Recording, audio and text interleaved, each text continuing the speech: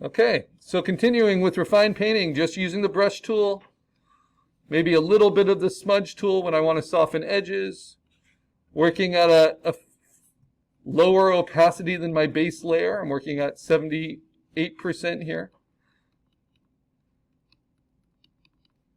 The more refined it gets, the lower my opacity can get, the smaller my brush might get, but I never let myself go more than 200% zoomed in. I'm not going to even get to that level of refinement with this in this demo, because you'll see that 200% would be this. And you can see that my paint texture is pretty interesting at 200%. That's what you can see with your eye on the print. But if I go any closer, like 300%, that's not something my eye would be able to see. So I try to stay out at about 25% and knock out a lot of the painting. Because the problem is, we tend to only focus on the interesting areas, and I need to get to everywhere.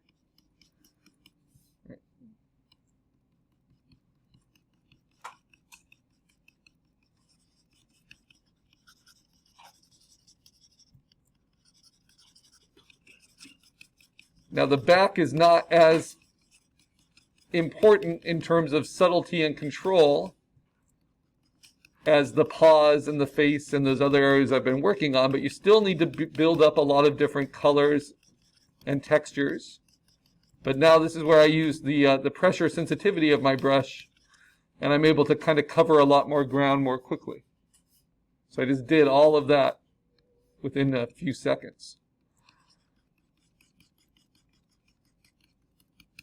So if you have all the time in the world, which digital artists seldom have, but you can just kind of work with a small brush and kind of noodle away at different areas to your heart's content with a lot of control.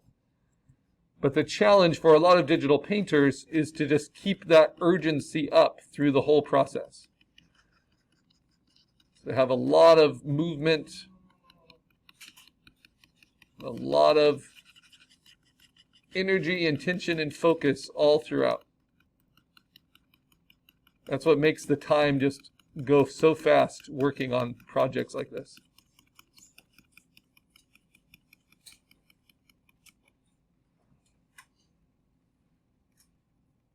So I like doing animals because we're very forgiving as human beings on the proportions of animals, right? Like no one's going to be able to say whether there should be 2 or 3 toes on this cat's foot from this angle. And I can rely on my photo reference, but I can also just kind of rely on my own taste and intuition. When you do human portraiture, we're a lot less forgiving as an audience if things are slightly out of proportion or look odd, especially if we're trying to make it look like someone. So that's a different challenge. In the afternoon class, I'm trying to do a portrait of Ruth Bader Ginsburg, the deceased Supreme Court Justice. And we spent quite a bit of time kind of understanding her facial template, what makes her face different than other faces. But with cats, I'm just kind of responding to the picture I have of my cat.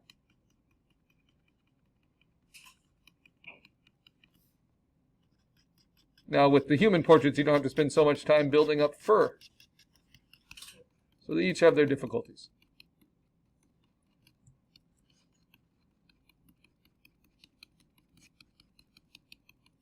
Now remember, because I'm at 70%, I'm going to take it down a little bit. Every time I paint, I'm actually creating a lot of colors because you're seeing all the paint layers underneath get mixed in with it. And I keep shifting my colors, and that keeps blending them together.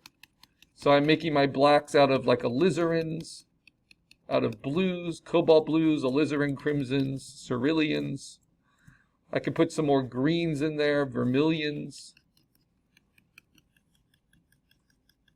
And if you have any experience with traditional painting, you'll kind of see the relationships between certain pigments and mixing certain colors.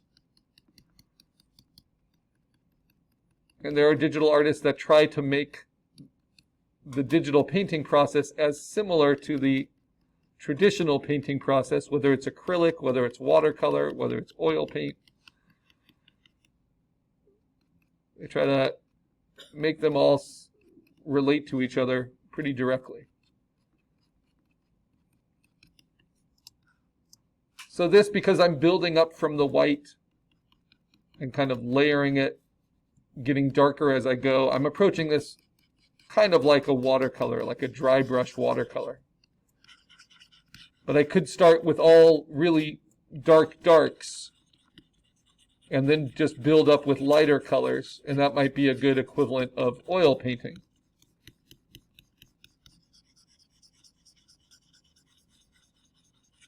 But whatever type it is, it's all painting, and we're just controlling each pixel.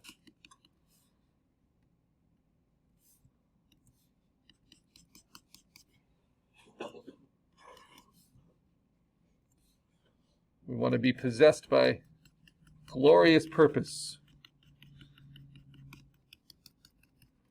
Now the direction of my strokes, you'll kind of notice they are going with the flow of the painting, with the flow of the body, especially if I'm trying to hint at musculature underneath. The reason I require you to do a person or an animal is so that you're having to deal with the musculature of something. So it's not just, blobs of color. We also have some structure there that we're trying to hint at. No matter how we stylize it, informed by our photo reference. So the edges become pretty important, right? They all have to be treated fully. Now what I've done with the face, by working on that quite a bit in the refined paint layer, you see I definitely worked on the face quite a bit. Now I'm getting to the rest. That's the level of finish I want to bring to everything. Because even if it's not the fully finished digital painting I want by the end, I want everything to look like it's at the same level. Otherwise, when someone looks at it, and this is a good tip for your final projects, they're going to be distracted and pay attention to like the weakest part of it. So you got to bring everything up to a unified finish, if at all possible. And that means I got to spend just as much time working on the texture in this tail as I do on the back or on the ears or on anything else. When all I really want to do is fix little things in these fussy little transitions. So it's a balance.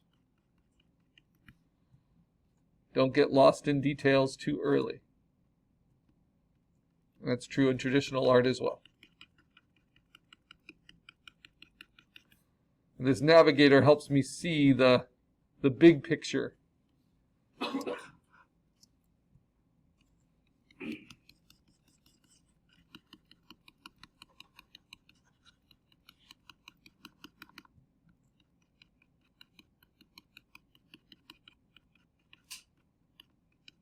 And we're going to work on this for about half of class today.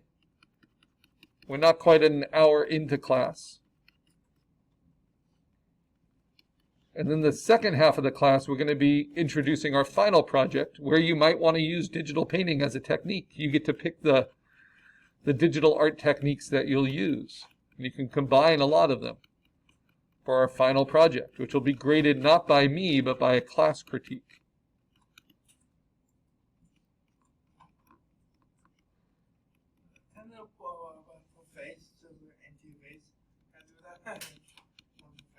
Sometimes an empty face is a good way to start. You can kind of just model it without its features, and then you can zoom in and try to get the features of the eyes, the mouth, the nose. But yeah, the first step with your base color is just to block out the big shapes, the overall, not to get stuck into specifics, even if it means leaving big features out for the time being. Yeah.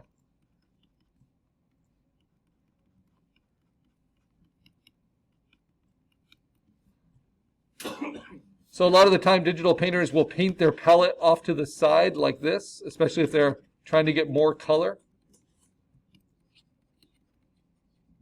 So they have an easy place to grab color just by holding down Option. And you can see at 70% how these colors start to blend with each other.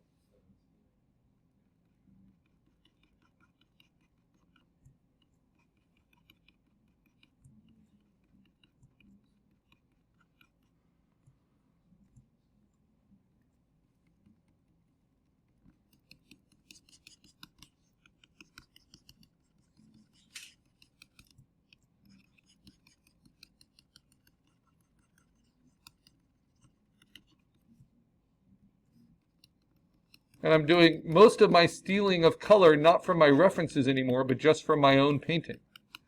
From other places in my painting. Because you've started to build your own palette now.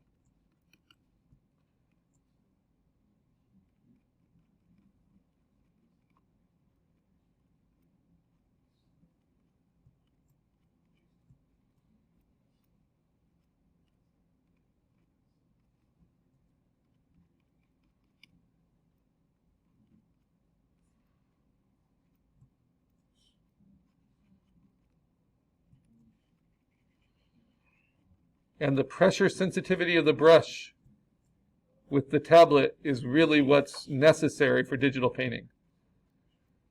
When you finish yours, you're going to take yours to Hobby Lobby and sell it. Well, people do like pet art, right? Yeah. Good way to make freelance illustration money is to do pet portraits.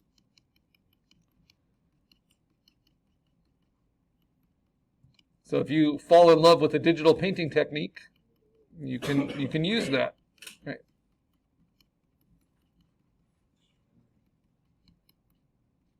I had quite a few students that have used these skills to make money doing commissions, right? Some do logos, some do pet portraits, some do character designs. Yeah. And digital painting can be used to help with all of that. As long as you're keeping your resolution in mind.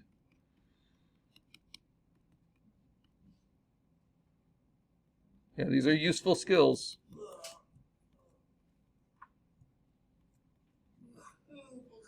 Now notice I'm never using the eraser. If I ever want to kind of clean up an edge, I just paint it with new pixels. Just like when you're oil painting, you can't erase it, so you just have to layer it with more color.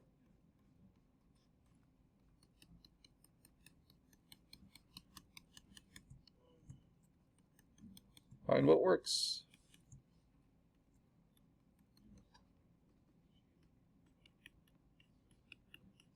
Okay, so at this point, I want to find where it feels the least finished, which is on the back here. And I really want to make myself attack that. Everyone at this point has part of their painting that needs more work than other parts. Even if you're just getting started. So this is kind of looking for the finish. Trying to bring that finish to everything.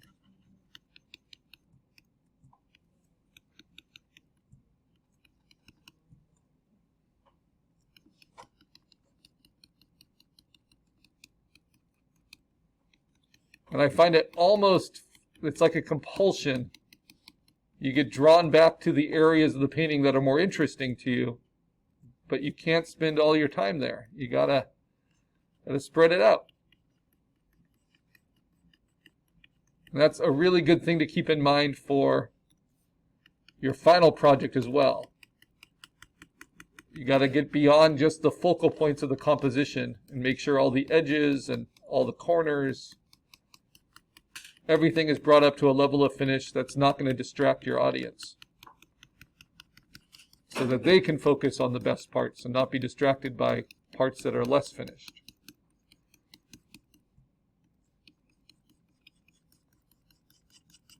It's not the same as being a perfectionist. That just keeps your process always in a more professional state. So if you stop it